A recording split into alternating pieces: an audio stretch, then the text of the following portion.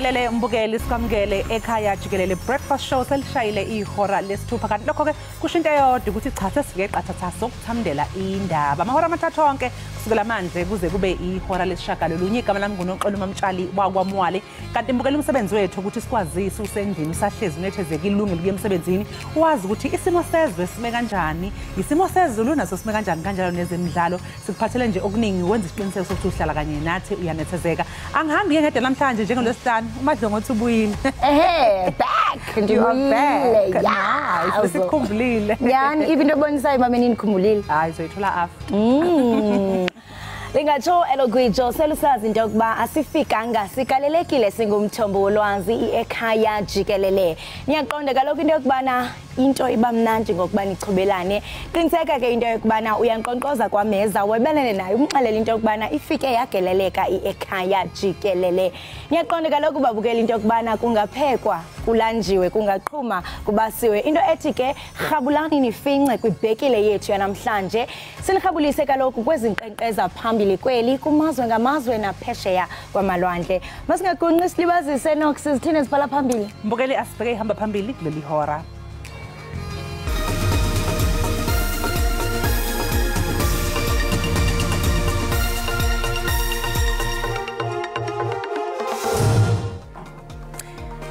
Congress of the People isimkhombe indlela uWillie Madisha kanti lokhu kuzomenza ukuthi ke alahlekelwe isihlalo sakhe eParliament njengelungu laleli qembu.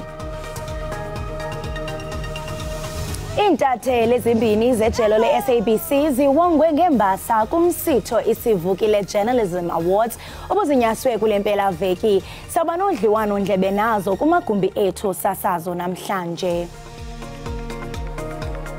Isimingomumo kweyendebe yomhlaba ibanyana banyana.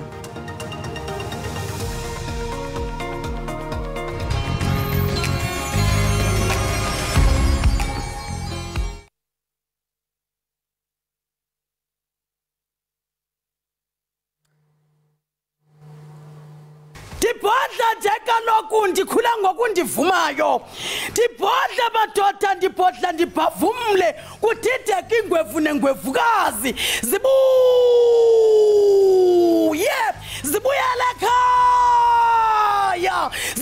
ekhaya Jikelele ubuye umlisela nomthinjana wazula kwethu siphucula ingqondo siphucula inhlalakahle siphucula ingqiqo kuba kaloku we are the ones we've been waiting for masithina sijoje ke madoda sinqunqa sinqumshele xanse sizombelela ekhaya Jikelele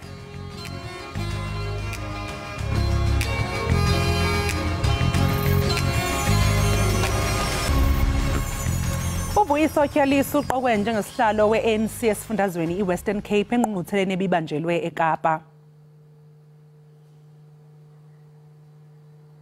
Chalisi ufumene ivoti ezingamakhulu amathathu neshumi elinanye 311 kwesisikhundla bequbisana noCameron Dugmore ufumene ivoti ezingamakhulu amapini amashumi asibhozo nesipini.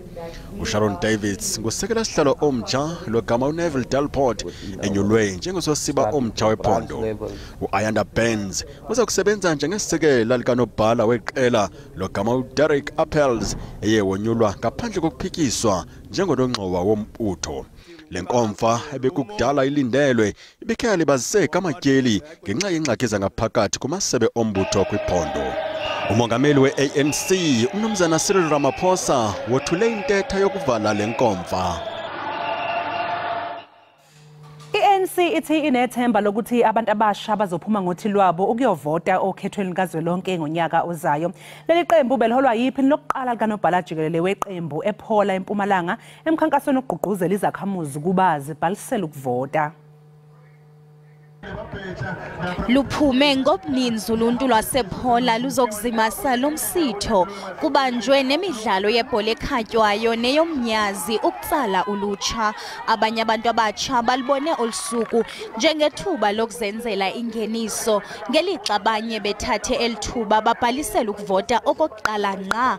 Aba bantu batsha bakholelwa ukuba ivoti yabo inegalelo eqaqambiseni ikamva labo. Nyalo ngirejistile ukuthi ngivote ngilomnyaka lothathu ezako ngidawuvotela iphathi lengiva ngathi mina itasita kangcono la kubalekile ngoba ngila kuthola khona amathuba emsebenzi.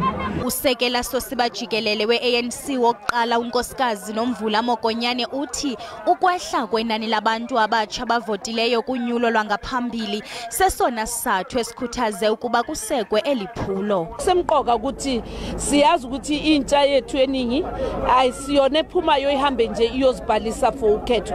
So esikwenzayo la ukuthi abazijabulise phezulu kokuthi bezijabulisile futhi bakwazi ukuthi baziveze kube yibona abazayo bezoregister la online. Most of them banama smartphones, abantu abahlala ku social media and umsebenzi wenzakalayo la eMpumalanga umsebenzi osithokozise kakhulu. Umokonyane uthi kuza kusetyenziswa imidlalo nolonwabo ukutsala ulutsha ukuze luncediswe nakwinqubo yokubhalisela ukuvota nakwamanye amaphondo. Abantu abayingxenye kahulumeni obusango kubamsana bayamgxeka uhulumeni ngokungabachazeli ngezinto ezithinta bona ngqo. Umtsha uceba ukuthathwa kwamandla kwiibhodi zomasipala ezijongene nokucandwa kwemihlaba asiwe kwiofisi yomphathiswa uzakutyunjwa. Nangona abanye abahlali beyithathile inxaxheba kwingxoxo ngalomthetho, abanye bebengenalwazi. Thina sizi-communities ezininzi ze-BCM sifumaniseka into yoba sibizwe nje apha nge-short notice khange sibe prepared and khange siyifumane le document. Amaqela awukhabayo lomthetho athi ipalamente izimele ngokwaneleyo kwaye ayinamkhethe, nto leyo eyenza ibe naso isakhono sokuwathatha amandla kwimiba yocando lwemihlaba. Kubalulekile that le process siqiniseke into yobana imanejwa yipalamente because ukuba ngabana sizayinikela to ominister ne-MECs sizabe kanti siyinikela to i-politicians ezizawuhlala ezi-ofisini zithathe izigqibo izigqibo ezibalulekileyo zingakhange zibe kanti ziyile abahlalini. Ukanti ikomiti yasepalamente ithi kukhangeleka ngathi abahlali abayiqondi inkqubo yoviwo lwabahlali. Kunzima ubasusa kwinto yokwabiwa kwemida ngoba balindele i-demarcation board ekufanele uba izogqibezela imida yabo. Usihlalo wale komiti uthi abahlali abangazizisanga izimvo zabo kwezingxoxo ngenxa yokungabi nalwazi ngalomthetho banalo ithuba lokuzifaka izimvo zabo ukuya kumhla we-29 ka-August. Ndingusidima Mfeku kwindaba ze-SABC eMdantsane eMpuma Koloni. Saqalile ukuthela izithelo ezinhle ukuvuselelwa kwendawo yezivakashi eyabe ikhonzwe abaningi iHowick Falls esifundazweni KwaZulu-Natal. Umasipala waseMngeni utshale igidi zamarandi kulolu hlelo osekudale namathuba emisebenzi. iHowick Falls ephinde yaziwe ngokuthi ikwanoqaza iyimpophome engamamitha ngama-95 ubude. Le bekuyindawo edumile yezivakashi zakwamanye amazwe nezivakashi zasekhaya ezivakashele maphakathi neKwaZulu-Natal. Kodwa-ke ngaphambi kobhubhane lwe-COVID-19 abantu bendawo bakhale ngokuthi ilahlekelwe yisasasa lokhanjelwa izivakashi ngenxa yesimo sayo esibi. Ubugebengu besebuxakile futhi sekuhlala abantu abadla izidakamizwa kwizakhiwo ezinganakiwe kule ndawo. Ezinye izivakashi zithi zibona le ndawo isinoshintsho olukhulu kusukela zigcina ukuvakasha. Akungekho clean njengamanje kwakuhlele kunabantu nje abagcwele abaphithizelayo na ungazizwa uphephile mawusendaweni ngisho nokhipha ifone awukwazi nokuyenza le ngoba uyasaba ukuthi umuntu angazoyithatha or whatever. Kodwa manje clean and siyabona nathi kuyazwakala nathi siyezwa nje ukuthi siphephile sakwazi ukuthatha izithombe. Osomabhizinisi abancane bathi izivakashi seziqalile ukubuya kanti nebhizinisi selithe ukusimama. Bathi nezokuphepha sekuqinile. Kwamanje ngathi yonke into ihamba kahle-ke kushiwo ama-tourist afika ama-local noma ama-provincial wonke umuntu nje ejabula ukufika endawo ephephile. Iziphathimandla zendawo zithi zizama ukuheha amabhizinisi ukuze kusimame umnotho wendawo.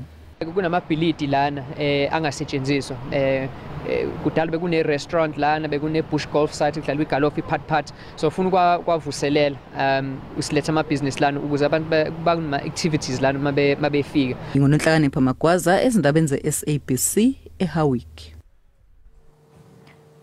Abahlali baselusikisiki eMpuma Koloni bamemelela ikomiti ye-ANC kweliphondo ukuba izise uzinzo noxolo kule ngingqi Okukuza emva kokuba kutshiswe amakhaya amathandathu amalungu eqela le-ANC kwilali yasemkhalweni kuWard 1 kumasipala iNgquza Hill kule veki iphelileyo. Kutyholwa ngolokuba isizathu selidabi kungavani phakathi kwabaxhasi be-ANC nabaxhasi bakaceba ozimeleyo, kungokunje ngabantu abane abajongene nezityholo zokutshisa nokudala utushe. Iintsapho ezininzi zishiyeke zingenamakhaya sithetha nje. Ingxaki esukele kuyo yonke lento yoba sibize i-BGM ANC. Kule BGM ANC we expect amalungu ayi-160 ANC, but bona beza emithingini bengengomalungu ANC. Loqulukubhode ungabikho kwemvisiswano ushiye amakhaya amaninzi edandathekile emphefumlweni. Yilento ke sibonayo nalapha ekhaya kutshisiwe. Lento bapha ekhaya dililungu le-ANC, abantu balapha ekhaya amalungu e-ANC bonke. Imeko imbi kakhulu kuba kaloku umama notata sebasweleka sobashiya thina. So ke ngoku ikhaya lethu njengoba litshile kuzofuneka siqale phansi. Amaxhoba akholwa ukuba ukutshiswa kwemizi yawo ngeyikhuselekile ukuba ngaba abagcini bomthetho bebekhawulize bafika kwiindawo zexhwayelo. Uba urhulumente wethu amapolisa besebenze ngendlela epheleleyo ngeba kudanga kube nje. Ngoba siqale sawa-alert amapolisa ngale mini kuzovandalizwa ngomvulo. Afika late. Uzibhekilise kude kwingxobo kaxaka eqhubayo kulelali. Xa ungangenelela iphondo lize lizosabela ezikhalo zabantu boyithu, mhlambi ngeyona nto ingasisombululo eyo. Abo batyholwa ngokuba baxhasa uceba ngomthuzimele bathi bangamalungu asekuhlaleni yaye bangamalungu e-ANC. Kude kube nje ngoku utshe imizi yabantu ngenxa basazenyulelo wethu ceba, abafuni ke ngoku into yoba thina masihlangane nabo, bayasibaleka. Umbutho we-ANC usigxekile isenzo sokutshiswa kwemizi nodushe olujolisiwe kumalungu e-ANC kwakulo mmandla ngenkululeko nyembezi wendaba se-SABC elusikisiki. Uphathulwa izolo umbukiso wombutho wezempi zasolwandle kuleli eNelson Mandela Bay e-Eastern Cape. Bekukho uchulumanco nolonwabo kuluntu lelokishi iNew Brighton njengoko amalungu omkhosi waselwandle egaxele iyuniform yabo ebesonwabisa uluntu ngomculo wabo nomdaniso wabo owahlukileyo. Eli ke lisiko elidala lomkhosi waselwandle oluvumela umkhosi ungene isixeko uphethe izikhali. Ubukhulu becala lo msitho udla ngokubanjelwa kwisixeko sedolophu, kodwa kweli tyeli bawuse elokishini. It was quite a sight to behold. The community came out in their droves, and it was a great opportunity to showcase the Navy as well as the area of New Brighton, and showing the youngsters that there are other opportunities out there. We know our city is crime-ridden. Ilokishi iNew Brighton likhaya lesiza yesikhumbuzo sembali yokuzika kwenqanawe iMendi. Indawo yokukhumbula abayi-646 abazika nenqanawe ngo-1917. Umkhosi waselwandle ukwathathe eli thuba ukukhumbula amaqhawe awo angaphambili. So going back to that memorial site and laying this wreath was a manner in which, as a South African Navy, was a way in which, as a South African Navy, we show that we remember these heroes and heroines, that they did not die in vain. Their spirits should actually be the ones that is actually guiding us as we execute our mission of protecting the Republic of South Africa. Belandela umxholo wabo othi taking the Navy to the people. Umkhosi waselwandle womzantsi Afrika unezicwangciso zokuba neendibano ezixhobisa abantwana nolutsha ngezifundo abanokuzilandela kwicandelo zelwandle kuquka namathuba emisebenzi ekhoyo. Umcebisi Silengile wendaba ze-SABC eGqeberha. Iintsapho ezaphulukana nemiphefumlo yentsapho zayo kwi-Craddock 4 ziceba ukuba nodliwano-ndlebe norhulumente ngamanyathelo acothayo ekutshutshiseni abo babandakanyekayo ekubulaleni uMatthew Goniwe, uFourth Kalata, uSicelo Mhlawuli noSparrow Mkhonto ngonyaka ka-1985. Ukubulawa kwalamatshantliziyo ngonyaka ka-1985 kwavuselela umsindo kumzontsundu kweli. Lamaqala omzabalazo axhwilwa ngamapolisa engcinezelo ngobusuku be-27 kaJuni ngo-1985 ngethuba besuka eBhayi besiya ngaseKaladokhwe. Isithuthi ababehamba ngaso safunyanwa sitshisiwe njengoko babulawa ngokungenalusini. Sijanile sibuhlungu kakhulu kuba lo mcimbi ubaluleke kakhulu ukuthi kwaye siyanqwenela ukwazi kanye ukuthi isimo sawo sithini ngoku. Umbutho wethu besikhathalele besiuthanda usiyekele kuyo yonke lento. Iminyaka ihambile. Siyagula siphethe ziswekile high blood stress. Ngento befanele bakudala ilungisiwe. Igunya abantu lothutshiso kuzwelonke lithi liceba ukudibana nalamasapho ngenzame zokufumana isisombululo kwelityala. Into ebinzima ke apha kuba elityala lidala lenzeka kudala futhi uphando lakhona belunzima kakhulu. Kodwa ke sifuna uqinisekisa into yoba sizimisele ukuba amatyala lana engakumba nxulumene nokubulawa kwamatshantliziyo omzabalazo ade agqitywe. Emva kweminyaka engama-38 lamasapho afuna ubulungisa. Kwindaba ze-SABC ndingulwando nomoyi ndiseKaladokhwe.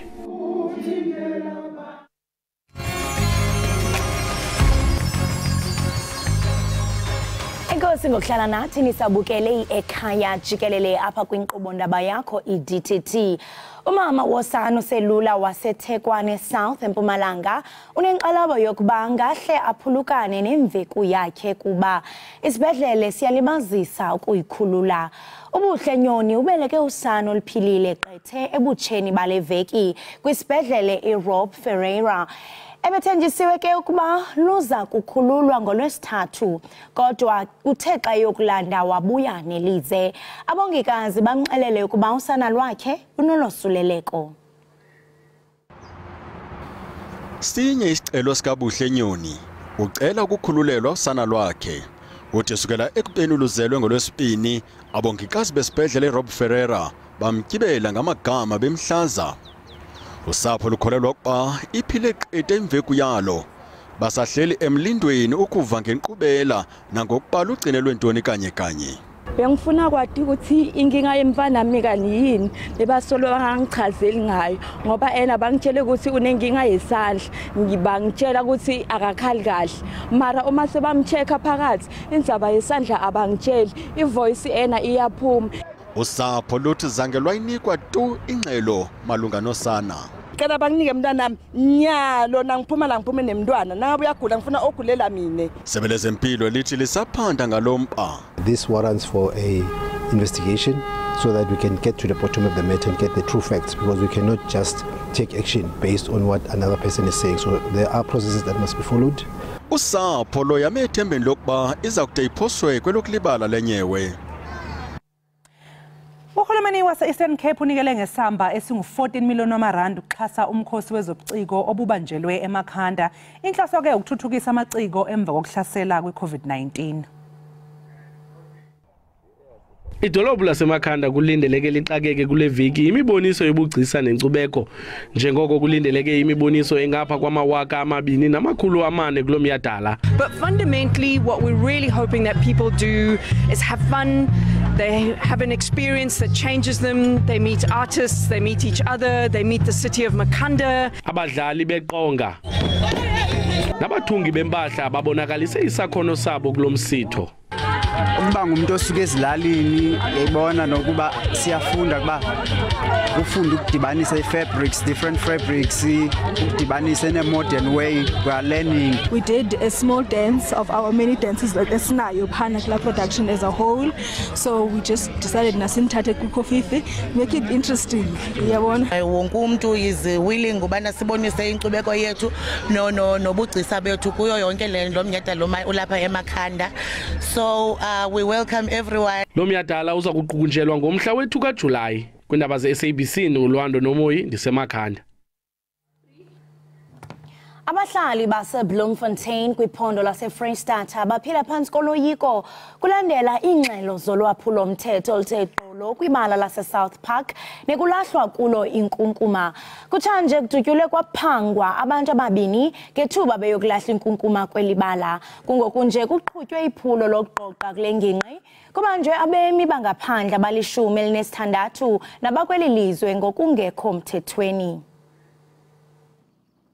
Le ndawo ibekelwe bucala ukuze uluntu lwale ngingqi lukwazi ukulahla inkunkuma engathuthwanga kuyo ijike yayindawo yolwaphulo mthetho. Kungoku nje abahlali baphela beyilahlela ngaphandle inkunkuma nanjengoko beziva bengakhuselekanga kuyo.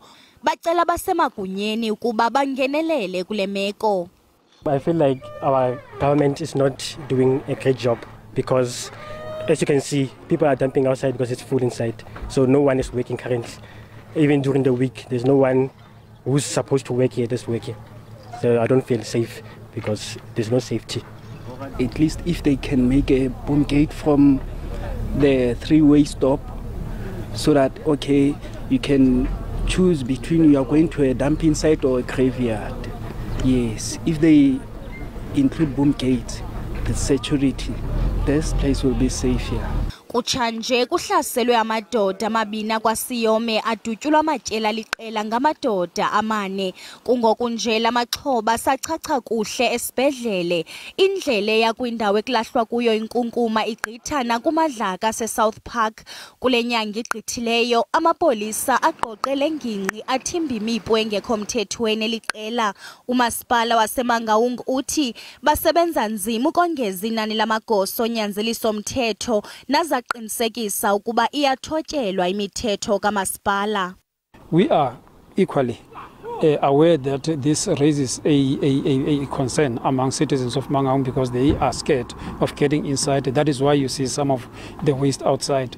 We're attending to this matter. One of the measures that we have taken, it is to make sure that there's an intervention by the National Department of Environment, Forestry and Fisheries to make sure that there's an expert service provider who deals with landfill sites because it's a specialized area. But over and above that, we're dealing with vacancy rate because if you can look at our law enforcement numbers, very low, visibility is not up to our expectations. Abahlali banenxalabo yokuba izikhalazo zabo ngahle zingathathelwa ngqalelo.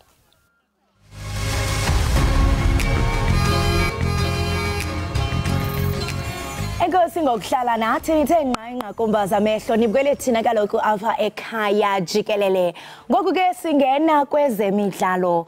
Kwintenetya wenze imbali phezolo Alexandra Boblik ngethuba ephulela amasaka uAndrew Rublev ngamanqaku kwisithandathu ku-3.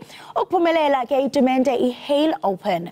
Kusenjalo uCarlos Alcaraz waseSpain uzibonakalisile kwiWimbledon ngethuba ebetha uAlex de Minaur ngo-6 ku-4. Ephumelela ke intshinga yetumente iQueen's Club ebuyela kwindawo yokuqala kwihlabathi. Abathandi bebhola lomnqakiswano nezakhamuzi zaseKimberley bakuthakasela ukulethwa kwendebe yomhlaba ye-netball eNorthern Cape. Le ndebe ke mbukeli yamukelwe ngesasasa phela eKimberley kanti nabalandeli bebeyimisele ukuthatha izithombe neqembu iProteas.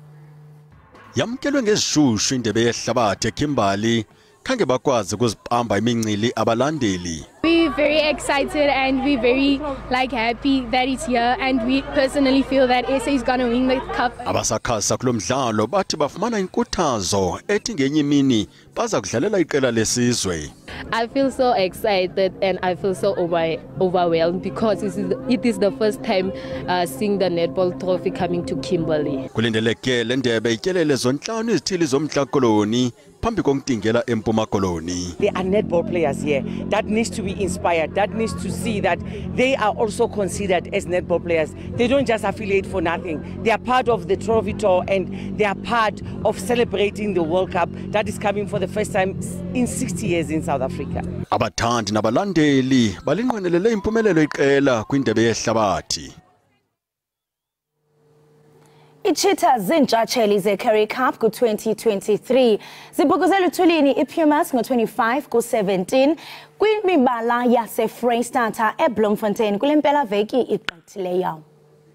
Akwehlanga kahle ku-Brad Binder waseNingizimu Afrika ngemva kokuhlawuliswa emlenzeni wokugcina ngenxa yokweqa umkhawulo womzilo okusubathwa kuwona. Wabeke sehlulwa kanjalo-ke ku-Dutch MotoGP eNetherlands izolo ntambama. UBinder uqede isithathu kodwa wehliselwa endaweni yesine kulo mjaho ngemva kokuthi uFrancesco Bagnaia noMarco Bezzecchi ophuma isibili. UBinder-ke uphinde wajeziswa ngecala elifanayo emidlalweni wokuhlunga ngomgqibelo. Umqeqeshi webanyana uDesiree ubize iqela labadlali abangama-23 lokugqibela kwindebe yehlabathi yabasetyhini yeFIFA 2023 ezakuqhutyelwa eAustralia naseNew Zealand ukususela ngomhla wama-20 kwinyanga ezayo. Nantsi Ngxelo. A little bit of both experience and youth as well. Because experience won't help us if it doesn't add value anymore. So we look at who can add value to the team, the way we play, look at the numbers we have in different positions, players that are available when we change, etc. So we look for players for every eventuality, some multifunctional players as well. Sisekuze zebanyana umqeqeshi wayo uDesiree simemezele ithimba labadlali abangama-23 elizomela izwe emqhudelwaneni wendebe yomhlaba yeFIFA ezobanjelwa ke eAustralia kanye naseNew Zealand ngenyanga ezayo. Sekuphela amasonto amabili leli thimba labadlali lisenkanjini liphothula amalungiselelo alendumezulu yendebe yomhlaba. Ukubheka ke kabanzi imbukeli ngalolu daba semukela umhlonishwa SABC oyintatheli yezemidlalo esimkantshubomvu esiteshini Ukhozi FM esingaphansi komsakazelo womphakathi SABC. Bovungane siphinde sikwamukele namhlanje ekseni ekhaya Jikelele. Asibonge nkosazana sibingelele kuwena nababukeli bakho. Hlase engabe kulabadlali abamenyezelwe uEllis bakhona yini mhlambe ababengalindelekile ukuthi bazoba ingxenye yeqembu kwendebe yomhlaba? Mhlawumbe asiqale sibheke nje ukuthi iqembu lona limi kanjani ukuthi ucoach uma ebiza labadlali ngiyacabanga ukuthi akekho umdlali othusayo okhona kuleli qembu ngoba imidlalo njenge-World Cup imidlalo ufuna ukuthi uhambe neqembu lakho esingathi lu-A grade. Ngiyacabanga ukuthi naye ucoach kanye nesafa babonile ukuthi ibaphi abadlali ababadingayo nanokuthi ke imaphi amaqembu abazobhekana nawo ikakhulukazi iyona le midlalo ezoba lapha eAustralia naseNew Zealand. Uzokhumbula ukuthi leli qembu laki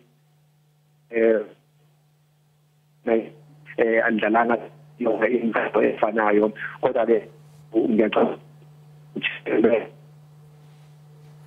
wathi cha laba bawu-23 ngizophuma nabo ibona abadlali engifuna ukuthi bakwazi ukuthi mhlambe benze izwe libe proud ngabo mhlambe badlale so uphendula umbuzo wakho ngicabanga ukuthi ukhona umdlali esingathi uyathusa ukuthi ukhona kulona iqembu lesizwe. Uma ngabe siqhathanisa ke neqembu lebanyana ke kwendebe yomhlaba le eyayise France engabe iqembu lamanje lizokwazi yini ukubuya nomphumela ongcono? Kungenzeka libuye nawo umphumela ongcono futhi silindele ukuthi libuye nawo umphumela ongcono uma ubheka ukuthi lingombetha base-Afrika likwazile ukuthi lishaya amazwe ayikhondakhonda e-Afrika kumqhudelwano we-Women's Cup Nations okusho ukuthi ke njengoba manje abobhekana namazwe ande la ukuthi babhekane na ukuthi bayoqala nayo iSweden baphinde babhekane neqembu elifana no-Italy no-Argentina. Ngiyacabanga ukuthi amazwe lawo angelula ukuthi udlale nawo kodwa ke iqembu alikhethile uDesiree libonakala libalanced mhlambe masingasho njalo semzini futhi liyabonakala ukuthi uzimisele ngokuthi abuye nempumelelo emihle for iNingizimu Afrika. Bovungane umengameli wenhlangano eyengamele ibhola kuleli isafu uDeni Jordan uthi sekuthathwe isinqumo sokuthi ke abadlali bebanyana baholelwe imali elinganayo neyoza kwabo kubafana bafana. Ingabe ke lokho kuzobagqugquzela yini ngokwanele abadlali ukuthi bayimisele kulomqhudelwano? Kumele ngabe kade kwenzeka lokho siswami ngiyacabanga ukuthi nabo abadlali bazoya lapha yabazi ukuthi egcineni kosuku imhlomulo yabo mihle kakhulu ngoba uzokhumbula ukuthi yenye inkinga le besike sibhekane nayo kule minyaka edlulile iqembu lesizwe labesilisa uthola ukuthi sekunenkinga yokuthi imali asahambi kahle ivumelwano kodwa ke njengamanje nginethemba lokuthi imhlomulo ekhona ikakhulukazi le bekweyiFIFA izokwazi ukuthi ibagqugquzele abadlali nayo iSAFA sizwile ikhuluma ukuthi ke kuningi ezokwenzela iqembu ngiyacabanga ukuthi nalokho kuzobagqugquzela kakhulu abadlali baliqembu lesizwe. Uma nje ngabe ke sesiphetha uma ngabe sibuka abadlali esibathuma kwendebe yomhlaba kanye nje namaqembu elizobhekana nawe engabela kuleli ngokubona kwakho lizohamba lifinyelele kusiphi isigaba kulomqhudelwano? Ngiyalibona lingena lapha kuma semi-finals mawubuka ukuthi liyiqembu njengoba ngisho abanye babadlali babo akubona abadlali abadlala eNingizimu Afrika abadlali abanayo iexperience bayazi ukuthi kwenzekani kakhulukazi ezingeni lomhlaba uma ubheka futhi ukuthi bazimisele ngokuthi egcineni kosuku nabo bayifake emlandweni webhola emhlabeni jikelele. uGroup G ngiyacabanga ukuthi akulona iqoqo esingathi iqoqo nje elula ngoba mawubuka ukuthi khona iSweden khona iArgentina khona iItaly bese kuba khona thina seNingizimu Afrika akubona nje akubona amazwe lawo ucabanga ukuthi angabalula ngaleyo ndlela. So ngiyacabanga ukuthi uhambo lwabo mhlambe singababeka lapha kuma quarter finals semi-finals kodwa ke umbono wami loyo angazi ukuthi omunye umuntu uzobona kanjani kodwa nje ukubuka iqembu elikhona nangendlela edlala ngayo ngiyacabanga ukuthi bazokwazi ukuthi bahambe ibanga elide kuyona indebe yomhlaba. Hayi kuhlala kuyintokozo ke Mhlonishwa kuba nawe lapha ekhaya ekseni. Sibonge kakhulu ngesikhathi sakho sikufiseleke nosuku oluhle. Siyabonga ma. Mbukeli lo ke bekuMhlonishwa Sibisi ongumethuli wezemidlalo estation esingaphansi kweSABC Ukhozi FM. Kanti ke besibheka naye nje kabanzi iqembu lebanyana banyana elizomela iNingizimu Afrika phela kwendebe yomhlaba le eseAustralia naseNew Zealand. Simfisela kumhlophe kodwa ke uElice nezakhe kulomqhudelwano. Njengamanje ke mbukela sisije qhu ngaseyitolo siyabe emva komzuzwana.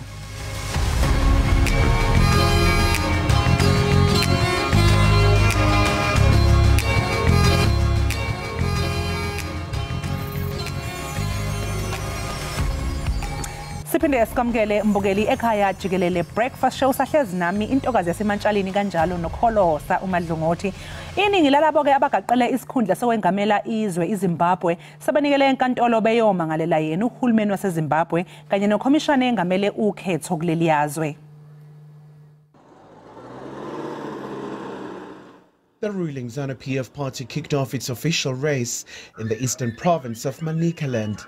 Unlike in previous years, the launch took place in rural Zimbabwe. Of significance also was that they chose to have it. 375,000 kanti kubizwa cishe imali engu-20,000 ukungenela umbango wokuba yilungu leParlamente. Abantu abayishumi nomuva bagaqele isikhundla sowengamela iZimbabwe okufaka phakathi umengameli uEmmerson Mnangagwa kanye nembangi yakhe enkulu uNelson Chamisa bakwazileke ukufaka amaphepha abo ukubhalisela lolu khetho ngempela sonto.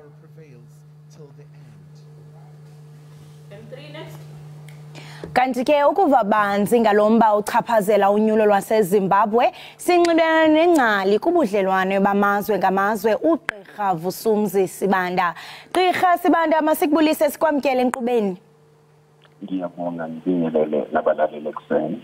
Enkosi siyeva into yokubana zizijwili zizikhalo kwelaseZimbabwe ingaba kukhale enyonini balilela ntoni abantu ngolunyulo? Kusho ukuthi kunabantu cishe abalishumi nanye abasulekileyo ukuthi babhalisele ukuthi bakhethwe ngoba befuna ukuba nabo ngomangameli kuleli yazwe. Isizathu ke kuyikuthi iningi labo kalanelisi ukuthola US 20,000 dollars okufanele ukuthi umuntu ofuna ukuba ngumongameli awukhokhe ukuze naye abe nelungelo lokuthi akhethwe. Ungathi mhlawumbe ukugcwala kwabo nokubana bagqale emsanini nezizikhalazo kufanelekile kusini na? Yebo, ukukhalaza kwabo kusemthethweni kakhulu ngoba isizalwane saliphi naliphi ilizwe sivumelekile ukuthi sikhethwe njalo naso sibe ngumongameli uma sithanda.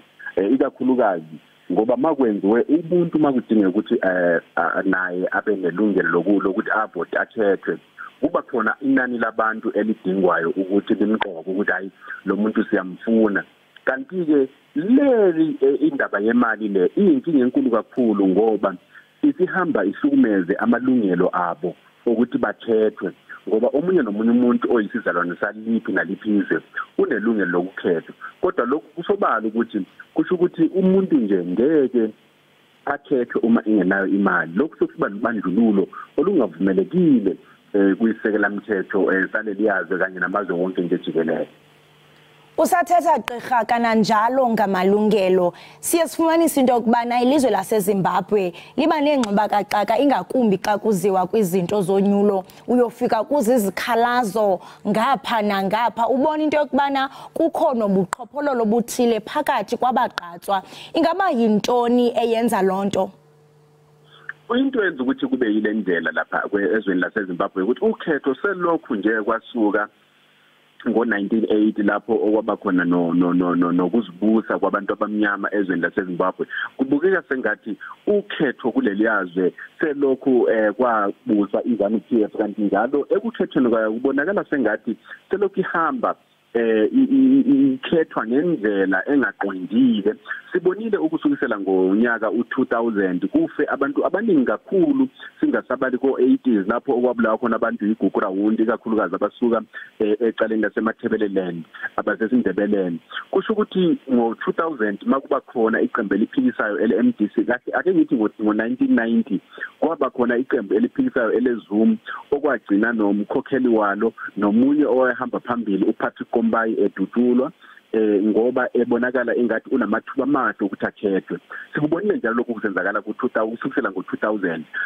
sabona futhi ngo2018 lapho sokuthethe umongameli uMnangagwa kuye kwabulawa abantu abawusikisi abayithupha kahle ngoba nakho phela bekubukeka sengathi uChamisa uye wanqoba kanti nokhetho aluzange umphumela walo ubiwe ngesikhathi abantu ababesibhekele ukuhambisana nalokho kade kusenziwa kumalunga aweParliament. Ingaba mhlambe singawabona amazwe aphansi kweSADC engeneleka ngakumbi ilizwe loMzantsi Afrika?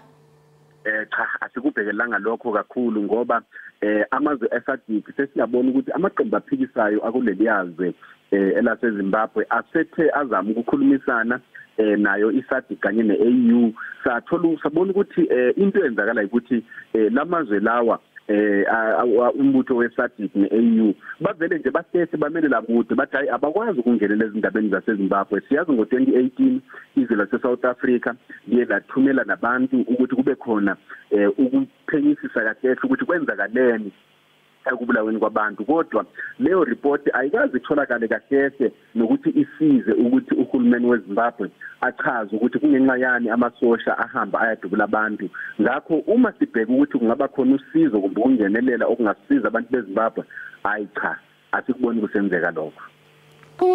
Singatsho sithi olunyulo luza kanye xa singabona into yokubana ilizwe laseZimbabwe linogrogriso kwezoqoqosho bayatsho bathi kaloku inflation ihigh ngolona hlobo ungathi mhlawumbe oku kuzoba nefuthe liphi kwezonyulo? Into sibonayo kahle lapha kwelaseZimbabwe masibheke kanje zona lezo zomnotho njengoba nje sizile ukuthi inflation immediate siyazi ke nokuthi lokhu kusazoqhubeka kuphinde kube khona lezi zinto esihlala sizibona uhulumeni abuye njalo ngoba uvumele ngalesi sikhathi esikhuluma ngaso ukuthi akusetshenziswe imali yalapha yaseZimbabwe kanti njalo ithi mayitshintshwa ezimakethe itshintshwe ngendlela efakwe izimakethe hayi ukuthi ebekwe nguhulumeni sibona ke enye into ebengathi angikhohle ukuthi ngiyisho yile eyokuthi siyazi ukuthi iZimbabwe isisebenzisa imali yayo ekuthengeni nasekwenzeni izinto kodwa ngoba ngalesikhathi nje izinto zonke zithengwa ngemali yalapha eZimbabwe kodwa kuthema kuyobhaliswa ke kule election court ku-nomination court kwathola ukuthi kuthiwa kufuna abantu bakhokhe nge-US dollar kanti i-US dollar kuyona lokho okubizwa nge-official tender kumbe imali okufuneka isetshenziswe kuleli yazwe lokho okuyikhona sikubona ukuthi kubangelwa ukuthi yona inflation kahle iphezulu kakhulu kanti idola lase-America kuvikela ipheleleyo bese lithengwa ngo10,000 RTGS okusho khona ukuthi ngalesi sikhathi izinto zizoqhubeka ziba zimbi njalo kuzokwenza ukuthi abantu bakhalaze kakhulu baphinde babaleke bazokwela South Africa ngoba phela abasanelisi ukuphila njalo kabayazi ukuyithola leyo mali yama-US dollar ukuthi benze izinto abafuna ukuthi bazona.